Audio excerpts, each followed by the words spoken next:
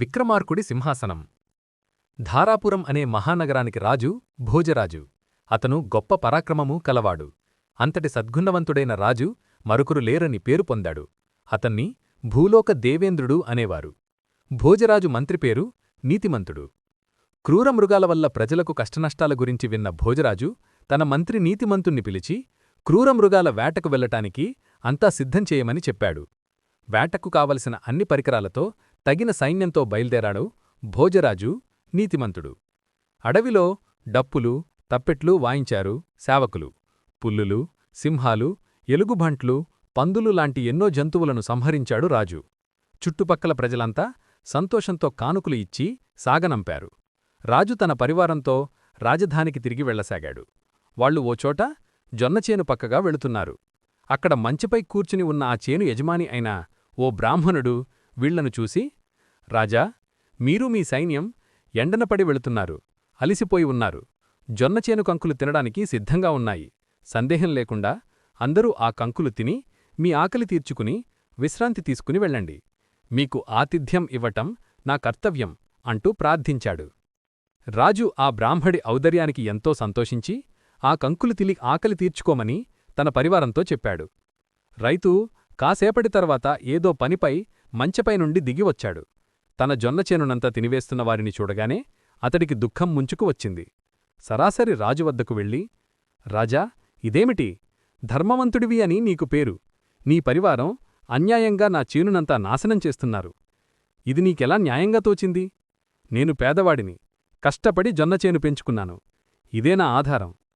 కంచెచేను మేసినట్టుగా ఇతరులకు చెప్పవలసిన వారు మీరే ఇలా చేస్తే నాకు దిక్కేది? ఇప్పుడు నేను, నా కుటుంబం జీవించేదెలా? అంటూ విలపించసాగాడు. అతడి మాటలు వింటూ అందర్నీ పిలిచి తినమన్నది ఇతడే. ఇంతలోనే ఇలాంటి ఆరోపణలు చేస్తున్నాడేమిటి? తన పరివారంపై తప్పునెడుతూ ఇతనిలా ప్రవర్తించడమేమిటి అనుకుంటూ తన వాళ్లనందరినీ కంకులు తినటం ఆపి బయటకు వచ్చేయమని చెప్పాడు. ఆ రైతు దుఃఖం చూడలేక అతడి పంటకి తగిన ఖరీదు చెల్లించాలని నిర్ణయించుకున్నాడు. ఆ రైతు పిట్టలను తోలటానికై తిరిగి మంచిమీదకు చేరాడు. వెళ్ళిపోతున్న రాజుగారి పరివారాన్ని చూసి, ఎందుకు వెళ్ళిపోతున్నారు? విరగకాచిన కంకులను తిని మీ ఆకలి తీర్చుకోమని ముందే చెప్పాను కదా. కడుపార తిని కావలసినన్ని పట్టుకుపోండి. రాజా, మీ పరివారానికి మీరు చెప్పండి, పరులకు ఉపకారం చేయని నా జన్మ వృధా అన్నాడు. ఈ బ్రాహ్మణ రైతు వెర్రివాడేమోనన్న సందేహం రాజుకి కలిగింది. చూపులకు ఆ రైతు పూర్తి ఆరోగ్యంతో ఉన్నాడు. సరే కానిమ్మని తన పరివారాన్ని తిరిగి జొన్నచేనులోకి పంపించాడు. రైతు సంతోషించాడు. తిరిగి కాసేపటి తర్వాత మంచి దిగివచ్చిన రైతు, ధర్మవంతుడైన రాజు లక్షణమిదేనా? నా చేనును మీ పరివారం పూర్తిగా కొళ్లగొడుతూ ఉంటే వారించవలసిన మీరే ఇలా వారిని ప్రోత్సహించటమేమిటి? నా పంట నాశనం చేస్తున్నారు. నేనేం నేరం చేశానని నాకీ శిక్ష? అంటూ భోరాజును నిలదీశాడిగాడు. భోరాజు ఆశ్చర్యంతో తన మంత్రి అయిన నీతిమంతుణ్ణి, ఈ రైతు ప్రవర్తన విపరీతంగా ఉన్నది. మంచెపై ఉన్నప్పుడు ఒక మాదిరిగా, మంచి దిగిన తరువాత మరొక విధంగా ప్రవర్తిస్తున్నాడు. మంచెపై ఉన్నప్పుడు ఉదారంగా ప్రవర్తించినవాడు మంచి దిగగానే అంతా మరిచి ఎంతో అమర్యాదగా మాట్లాడుతున్నాడు.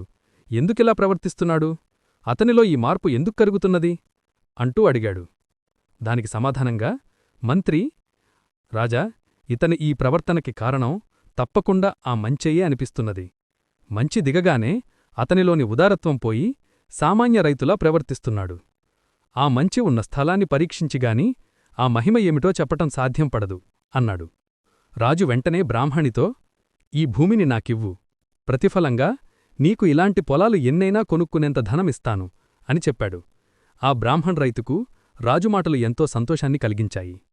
రాజా, మీ ఇష్టం. నా చేను మీరు తీసుకుంటానంటే నాకు సంతోషమే. మీ దయవలన ఆ ధనంతో నేను నా కుటుంబం సుఖంగా ఉంటాము అని చెప్పాడు. రాజు ధారాపురానికి చేరుకుని రైతుకు చాలా ధనమిచ్చి సేవకులను పంపి ఆ మంచె ఉన్న చోటును తవ్వించాడు. అక్కడ వారికి ఒక అద్భుతమైన రత్నాలు పొదగబడిన బంగారు సింహాసనం ఒకటి కనిపించింది. దానికి 32 బంగారు మెట్లున్నాయి. ఆ మెట్లకు రత్నాలతో కూడిన బొమ్మలున్నాయి. ఆ సింహాసనాన్ని చూడగానే భోజరాజుకి ఆశ్చర్యానందాలు కలిగాయి. ఆ సింహాసనం పూర్తిగా బంగారంతో చేయబడి ధగధగా మెరిసిపోతోంది. సింహాసనం మొత్తం వజ్రాలు, పగడాలు మొదలైన అమూల్య రత్నాలతో పొదగబడి ఉంది. ఆ సింహాసనానికి 32 మెట్లున్నాయి.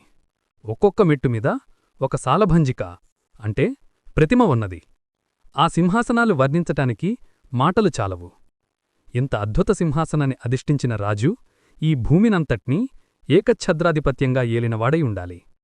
అంతటి గొప్ప మహారాజ సింహాసనం భూమిలో ఉన్న చోట మంచిపై కూర్చున్న ఆ రైతుకు తెలియకుండానే ఎంతో ఉదారత్వంతో ప్రవర్తించేవాడని గ్రహించారు. ఆ సింహాసనాన్ని తమతోపాటు జాగ్రత్తగా నగరానికి తీసుకుపోయి తాను దాన్ని ఉపయోగించాలని నిర్ణయించుకున్నాడు భోజరాజు.